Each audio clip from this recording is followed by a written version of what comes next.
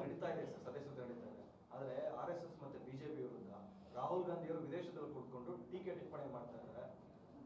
ದೇಶದ ಸಂಬಂಧಪಟ್ಟಂತೆ ಮಾತಾಡ್ತಿದ್ದಾರೆ. ಒಂದು ಸ್ಮಾಲ್ ಕರೆಕ್ಷನ್, ಅವ್ರು ಬಿಜೆಪಿ RSS ಬಗ್ಗೆ ಹೇಳ್ತಿಲ್ಲ, ದೇಶದ ಬಗ್ಗೆನೇ ಮಾತಾಡ್ತಿದ್ದಾರೆ. ಅದು ದುರಂತ. ಹಾಗಾಗಿ ನಾವು ಅದ್ರ ಬಗ್ಗೆ ಹೆಚ್ಚು ಮಾತನಾಡಕ್ಕೆ ಹೋಗದೆ ಇರೋದೇ ಒಳ್ಳೇದು ಅನ್ಸುತ್ತೆ. ಯಾಕಂದ್ರೆ ದೇಶದ ಬಗ್ಗೆ ಹೊರ ನೆಲದಲ್ಲಿ ಅಂದ್ರೆ ದೇಶದ ಹೊರಗಡೆ ಹೋಗಿ ಮಾತನಾಡೋಂಥದ್ದು ಎಷ್ಟು ಸಮಂಜಸ ಅನ್ನೋದು ಒಂದು ರಾಜಕೀಯದಲ್ಲಿ ಇರುವಂಥ ಪ್ರತಿಯೊಬ್ಬ ರಾಜಕಾರಣಿಗೆ ಗೊತ್ತಿರಬೇಕಾದಂಥ ಗುರುತರ ಜವಾಬ್ದಾರಿ.